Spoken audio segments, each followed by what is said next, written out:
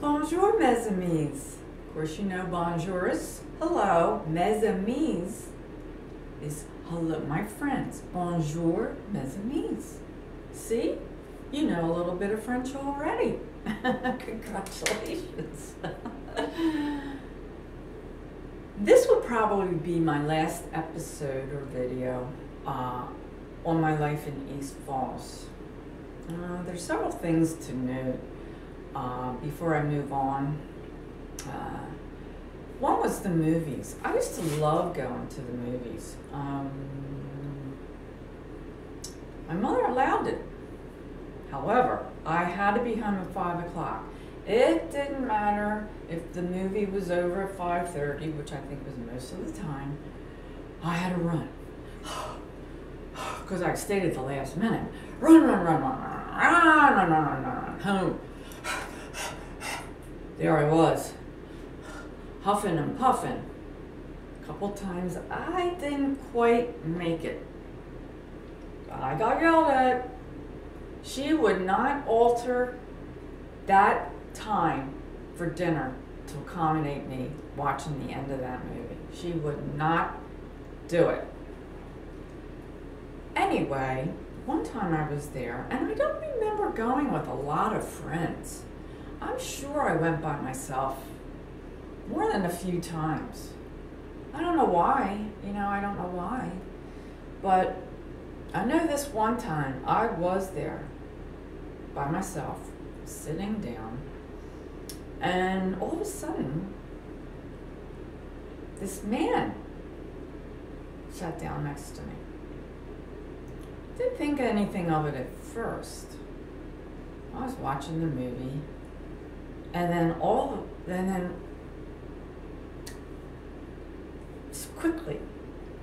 so quickly, I realized he had his hand down the back of my pants. I don't even know how he did it. I didn't feel him going in there and sliding. But all of a sudden, there he was, with his hand in my pants. I froze. That was the end of the movie for me. I froze, and I sat there. I didn't know what to do. I did not know what to do. I do not know how long I sat there. It seemed like quite a while. And his hand was still in my pants, hugging one cheek of my behind. Thank the Lord, he finally got up. I don't know where he went. I didn't care where he went. I got myself out of that chair. I ran out of the movies, and here I am again. Running. Get away from that man. Get away from that man. I got home. I know I was huffing and puffing again on that one. And I never said a word about it. To this day, no one knows. I never told anybody about it. Phew. Yeah. That happened to me. I was 12 years old. Well, I had to take a test to get into Girls High. See, I promised you, here's Girls High. And I had to take a test to get into Girls High. It was a very prestigious school back then. I don't know if it still is, but it was then. And I got in. And I was all excited. Another one of my classmates, Andrea Harriban, went with me. And I thought, oh, we'll be a good team together. I hardly ever saw her at Girls High School. She didn't have a class with me, not one class. Her older sister, I knew her, I knew what she looked like. At the time, I remember her name, but I can't recall it now. But anyway, this school was made up of probably 98% of girls from a different religion. than I was. I'm Protestant. And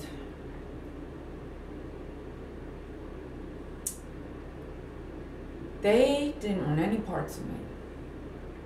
I found that out the first day. I tried to be friendly. I was a friendly person. I was personable. Tried to talk to these girls. All I saw was their nose up in the air. Up. It couldn't get up any higher. Up, up, up was that nose. Turn their backs on me, and off they'd go. So, here I am. My first experience of being on the outside looking in. Talk about discrimination. I was being discriminated against. I didn't even know that word then. I had no idea. I knew I was an outcast. I knew they didn't want me in their area, but they were discriminating against me. And you know, I had a nice friend back in elementary school. She was a girl of color, and we had fun together. You know, we really enjoyed each other's company. And to be honest with you, her last name was the same as mine, Jones. She was Sheila Jones. And of course, I'm Patricia Jones at that time. And I knew nothing about discrimination. I didn't even, you know, she was a nice girl. We were friendly. We had a lot in common. And that was that. But here in Girls High, I was there for 6 long months. And I said to myself back then, well, if I can't join them, I'm going to be a force to bear. And what I meant by that is I was pretty smart. And I was going to show them how smart I was. And I pretty much did that with 3 of my classes. French, math, and history. I excelled in that. There was another one. For the life of me, I can't think of what it was. It didn't do so hot in that one. But I have to say, they taught us well. The history teacher wasn't the greatest, and I didn't realize how advanced I was learning. I really was advanced at the time, didn't realize it, but I showed those girls, you know, they weren't the only ones smart. I was smart too. And remember that older sister of Andrea Harabin's? She was very smart. I know she was smart. But I didn't realize how driven that family really was until after this incident. The story goes that she got a B on a test, and it so unnerved her that she went up to the roof. How she could have gotten up to the roof of Girls High School, and I think it was about 6 stories high. And she jumped off the roof to her death. I couldn't believe what I was hearing. I mean, she did what? She killed herself because she got a B. I know that they took Andrea home, but I never saw Andrea again. Again, I never saw her anyway, but I never saw her again. And here was the first person, young girl, beautiful young girl, smart as a whip, killing herself over a B. obviously wasn't very mentally stable, I would say. But I found out that that family really was, I mean, gung-ho, really to the oblivion about education. I mean, it's good to a point, but when a child of yours doesn't want to come home with a B and commits suicide, I would say that's a bit too much. I know the oldest brother, he was intelligent. They all were smart. There was 4 of them. He went to a prestigious college. Back then, I knew what it was. I can't remember, man. I can't remember where he went. I was in their house a couple of times. And they all were good-looking kids, smart. And their parents pushed them to the death of their child. I don't know what happened to that. I hope they eased up a little bit.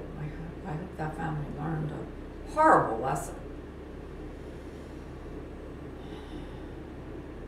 But it was shortly after that my parents found a home and I was moving. Thank God I was getting out of this school. But I realized that there was one special moment in my life that I've never forgot, and that happened right before we moved. And those friends that were up the hill, down the street, up the hill, and around the corner, they were interested. They were an interesting bunch. I really had a lot of fun with them. And Nancy, she was a girl there. She was something else. She was a lot of laughs. I mean, she had a personality, and everything she said was funny.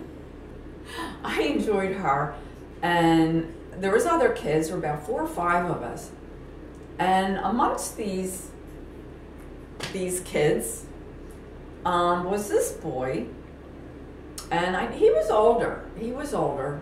Can't tell you his name. Cannot tell you his name. But it got to the point it was going to be the last time that they would see me. And it was starting to get dark. And the kids started to go home. All the kids lived right there. I didn't. And before I knew it, he has my hand and he's pulling me down an alley. He lives right there. It was the alley between his house and I think it was a business. Anyway, it was just a little alley. I'd say maybe that wide. That wide. And he's pulling me down gently. And the next thing I know, he's pulling me to him. And he was planting a kiss on my mouth. And I was shocked. I mean, it was electric. It was electric. I know my heart was pumping. It was pumping. What a kiss that was. To this day, I remember that kiss. Oh, my heart was pumping. It was a long kiss, too. And I've had my share of many, many kisses. A lot of them were great. But this is the one I remember. And I have to do this. I have to do this, and I have to get my glasses. I want to read this. I know everybody has heard this one particular thing. But it measures, I mean, it really does measure how I felt. Life is not measured by the number of breaths we take, but by the moments that take our breath away. And my breath was taken away. It was sucked right out of my body. Before I knew it, he was gone. I'm all by myself. don't even remember him leaving. I don't remember him saying anything to me. He might have, but I don't remember. I was so dazzled by this kiss. Completely dazzled. Maybe it was a good thing I was moving. Maybe I would have gotten in trouble with this guy. Last but not least, I was reading a Reader's Digest, and also there's an internet, a web page here from gcfl.net, and this is how professors define a kiss. The math professors say a kiss is 2 divided by nothing. I can certainly see that. A physics professor says a kiss is the contraction of the mouth due to the expansion of the heart. How true is that? An accounting professor says it's a credit because it's very profitable when it's returned. An economics professor is a thing for which the demand is higher than the supply. That's true too.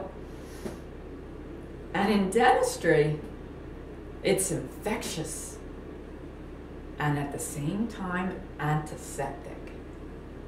Wow. I'm keeping that one. I'm really keeping that one.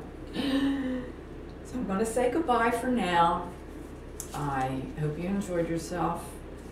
And I'm going to say goodbye. Au revoir, mes amis. I'll see you next time. Bye.